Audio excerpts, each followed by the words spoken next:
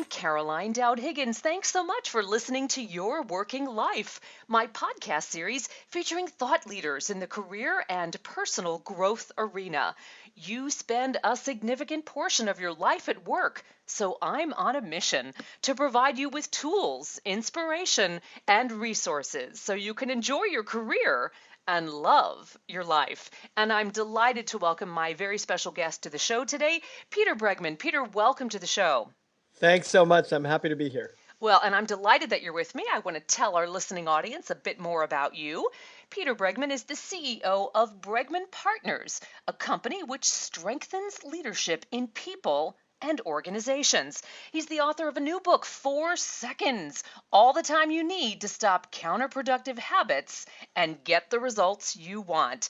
And Peter, you are featured regular on PBS, ABC, and CNN, as well as a contributor to HarvardBusinessReview.org, Fast Company, Forbes, NPR, Psychology Today, and CNN, as well as a weekly commentator on Fox Business News. And I'm so excited to talk about this new book. Now, many of our readers follow you, many of our listeners, I should say, and your best-selling book, 18 Minutes, Find Your Focus, Master Distraction, and Get the Right Things Done, was before 4 seconds. So how did you boil it down from 18 minutes to 4 seconds? I'm always trying to get more efficient. Well done. And we time-starved people appreciate it. But truly, what was the genesis of this book? So, 18 minutes was very much about sort of what to get done. I wrote it because I wanted to help people regain their focus, reshape their days around what matters most to them, right? I was asking people to be strategic and intentional about what they did. Yeah. And that's really useful and really important. In 4 seconds, I'm trying to close the gap because while a lot of readers and listeners were able to clearly focus on the most important things, their challenge became, how do you use that time most efficiently? Meaning, if I've decided that it's really important for me to have a conversation with you, what do I do in that conversation so that it's most effective and most productive? So if 18 minutes was how to be strategic and intentional about what you do, 4 seconds is very much about how to be strategic and intentional about how you do what you do. Right. So if 18 minutes is about how to focus on the right things, 4 seconds was really about how to get the most out of that focus. Got it. And it turns out that 4 seconds is the amount of time that we need in order to interrupt our ineffective, unproductive patterns. So that's a brain signal, right? To say all it takes is 4 seconds? Yeah, so there's a couple of things. One is 4 seconds is the amount of time it takes to take a deep breath. And in that, 4-second breath, we can slow ourselves down enough. But the brain science is that when we have the urge to respond or to react in a certain way, there's a stimulus that goes to our amygdala. It's the limbic part of the brain, the emotional center of the brain. And that's the fight, flight, or freeze part of the brain. That's the part of the brain that is the oldest part of the brain. It's the reptilian part of the brain. And oftentimes in modern society, our reactions out of that part of the brain are ineffective. And what we really want is to operate out of the prefrontal cortex. It's the part of the brain that thinks, that's rational, that's logical. And what we need is to slow ourselves down enough for the stimulus to go from the amygdala, from the reptilian part of your brain, to the prefrontal cortex, and to allow the prefrontal cortex, the thinking part of your brain, to gain control, to gain cognitive control over your amygdala. It turns out that takes about 1 to 2 seconds. Wow. So I'm actually being super generous when I say 4 seconds. I decided, you're giving us a lot of room. Let's just give people, let's double it so that everybody has a chance. Well, I thank you for that. But let's drill back to what the problem is, right? This is how to stop counterproductive habits. And the reality is we're constantly doing and saying things that work against us. Those knee-jerk reactions that are counterproductive. Why? And why does this prevent us from being effective? What we want to do in the moment is often different than what we want to have done after the moment, right? So, this is, when talking about 18 minutes, I often use this example about a buffet, like why do we overeat at buffets? Is because what we want to eat in the moment is different than what we want to have eaten by the end of the meal. And that's the only reason we eat stuff that we don't want to eat. And it's the same thing with our actions. So if I'm really angry at somebody, right, what I want to do in that moment is yell and scream at them. But after the moment, by the end of the day, when I'm thinking back on how effective was my day, probably yelling and screaming at someone doesn't really fit anywhere in the productivity category. So, for the most part, what we need to do is to develop our ability to resist urges. Right? We need a moment of awareness and then an ability to resist the urge, because ultimately I have to question my instinct. Most of our knee-jerk gut reactions are actually pretty ineffective, right? They come out of an emotional space that isn't going to get us towards the outcomes that we most want to achieve. So, is that emotional space insecurity? Well, it's a number of things. Insecurity is one of them. I mean, and it comes from a deep and early place, right? That we learned at an early age to mute ourselves. We Yeah. were too much for our parents. We were too creative or ebullient for some of the people around us. And so we learned that if you really want to keep their love and you really want to keep them around, you have to act in certain ways. So we developed these masks. The sort of pretty, polite, power, whatever the mask is, that allows us to be effective in the world. And what we end up doing is repressing things that we really feel. And those things end up leaking out in usually very insidious ways. And so, the person who sort of smiles through clenched teeth and says, no, I'm not angry. Yeah. No, really. Yeah. And that they're really seething. And so part of what I talk about in 4 seconds and what I believe strongly is repressing these reactions are not particularly useful. You have to feel them fully. And then, in the context of feeling them fully, still be able to make a smart choice. That ultimately, what you don't want is for the emotion of the moment, the insecurity, as you say it, or the vulnerability, or the sense that we're at risk of some sort. You don't want that to control our actions, because if they control our actions, we'll usually end up in a sort of ineffective place. So you want to be able to feel it and be able to tolerate the emotion, and at the same time make a smart prefrontal cortex choice. Got it. So, walk me through what this looks like. Can you give me an example or two of how this works? Sure. And it works in a number of different ways, because some of it is what we're talking about in the moment. And Yeah. some of it is more strategic. So the in the moment we've talked about, right? Someone yells at you, you don't necessarily yell back. And you need a moment of awareness, the ability to resist the urge, and then you need to replace it with something else. So those are in some ways, when I talk about the steps to do this, we really need 3 steps. We need a moment of awareness to know that we're about to move in a direction we don't want to move. We need the ability to resist urges. And I talk a lot in the book about meditation, which I find very, very useful as a tool, as a training method to hone our ability to resist urges. And then finally, we need replacement behaviors. If I'm going to argue with someone, I know that arguing doesn't work. We all know it. Hmm. Arguing is a very ineffective way of shifting someone else's perspective. If what you want to do is shift someone else's perspective, arguing with them will not get you there, right? That ultimately it will only further entrench them in their opinion. So what you need to do is you need to resist the urge to argue when someone says something that you disagree with, and then you need a replacement behavior. And one of those replacement behaviors is listening. Yeah. If you want to change someone's perspective, it's completely counterintuitive to listen to them, because you think you have to do something active, like convince them. But the reality is, listening to them, first of all, allows you to maybe learn something, and second of all, allows them to get what they want to say out there and loosen up, relax a little bit, and be more open to hearing what you may have to say. And now you're in a conversation, not an argument. And that, it turns out, is much more effective in terms of changing perspectives. So that's one example. There's other examples, like how hard we work. And our gut reaction when we're overworked is to work harder and longer hours. Yeah. We know that that doesn't work. It just gets us more and more tired and exhausted and ineffective. So ultimately, we want to sort of pause and recognize that, and then begin to triage in a way that keeps us productive. So there's a number of different examples in the book that helps us to be more productive. Well, and what I love is what you described as, to me, the power of silence, right? Taking that time to breathe and listen and hear the other person out. You just may learn something, and you're going to redirect that behavior.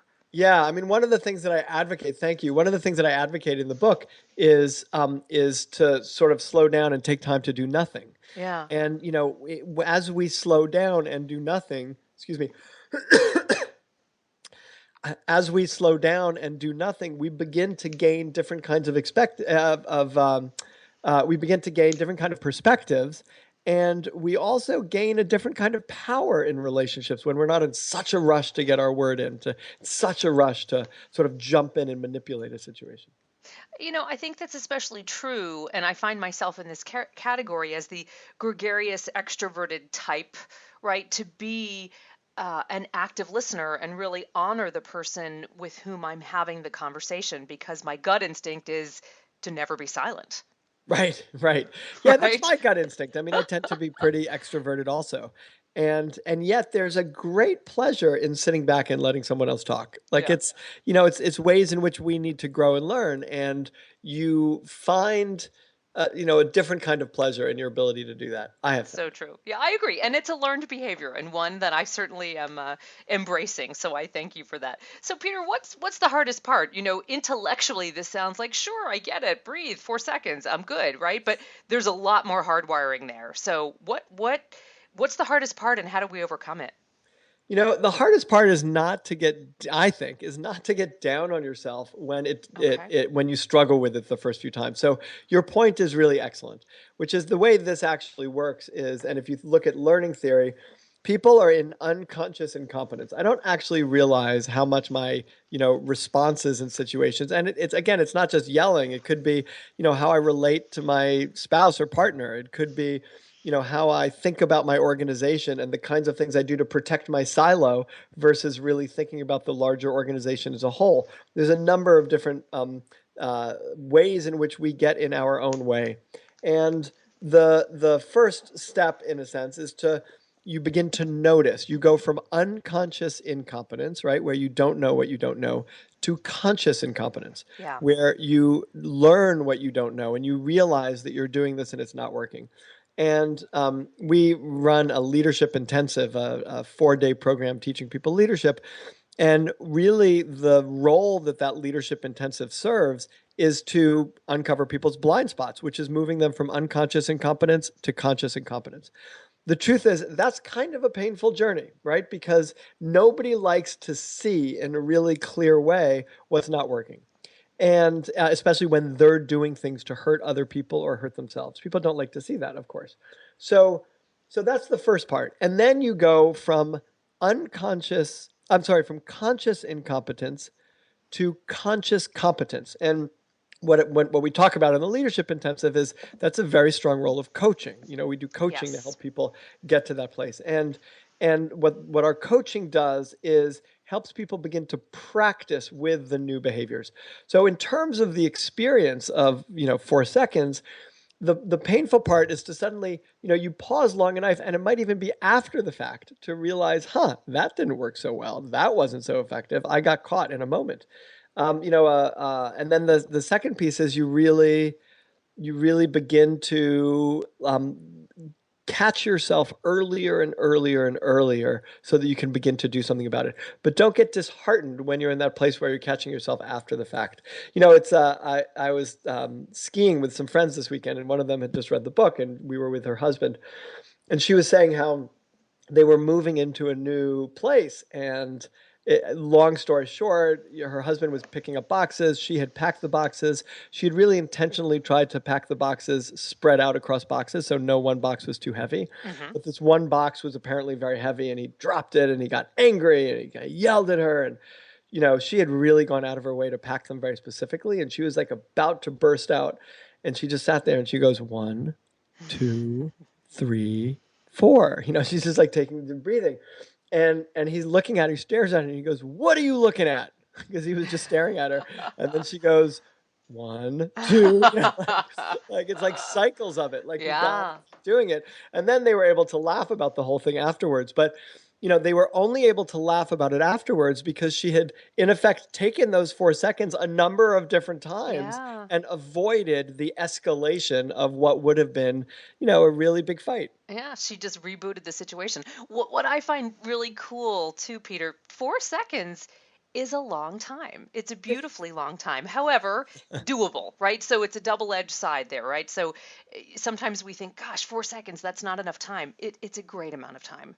It is amazing. And if you're doing it consciously for this reason, meaning you know you're waiting 4 seconds and you take a deep breath, it's not only feels like a lot of time, but it's, it's only 4 seconds, Yeah, but you can get but through it. and Yeah. it's enough time to Uh-huh. subvert your reaction because you know what. Exactly, exactly. Hey, I want to take a quick deep dive on a topic in the book because so many of the people listening are grappling with career issues, whether they're trying to up their game, boost their career, or transition. And one of the chapters in the book very eloquently addresses stop checking email, right? And it's called I Don't Miss a Thing. So walk me through that because goodness knows we all get a ton of email. Sorry, I'm sorry. You have to repeat the question. I wasn't listening. I was checking my email. There you go. Four You know, seconds, I Peter. I think it's such a gut reaction. I mean, we fill up every free moment with Hmm. something, right? And that Yeah. something is, almost always like we're going back and forth for our email. And there's a reason. It's this great urge, right? Because, who knows what that next email is going to show. And, Right. it's like the great excitement of the beep, and we become very Pavlovian about it. Oh, yeah. But the reality is it's incredibly inefficient to keep checking your email. And you end up spending hours and hours more than you need to on email in a day, even not just a week, because you're going back and forth and you're responding to it as opposed to bulk processing your email, which is look at your email, 2, 3 times a day, shoot through all the emails, give yourself enough time, half an hour, 45 minutes, an hour, whatever it is. But give yourself enough time to shoot through those emails, make a bunch of decisions, clean out your email box, and then close it until your next session. And that becomes a much more productive, effective way of looking through emails. What you do when you find that, what you find when you do that, by the way, also is that some of the emails, if you've waited 3 hours, have been answered by other people, and you could just delete them and you're done. Brilliant. Ah, love, love, love that. Peter, what a joy to have you on. I wish you great success for the book. Let's talk about how we can buy it. 4 seconds. Where can we buy the book? So 4 seconds, you could, hopefully it's in every bookseller. You could certainly get it on Amazon, Barnes & Noble, all of those. If you also want to go to my website at peterbregman.com, Peter, Bregman.com, you could click on book and there's a bunch of information and lots of links at different places that you could buy it. Fantastic. And your website is chock full of great information. You're also active on Twitter, Facebook, and LinkedIn, correct? Yes, absolutely. You can connect with me in any of those. Wonderful. Peter, thank you so much. What a joy to have you on. I will enjoy every additional 4 seconds of my day because of you, and I wish you all the best with the new book. Thanks so much. It's a pleasure being on the phone with you and on. Thank you. And I want to thank you all for tuning into Your Working Life, where my goal is to help you design your career destiny so it doesn't happen by default. True career and life satisfaction is possible, and it's time to embrace what you love doing so you can do more of it. I'm Caroline Dowd-Higgins. Take good care.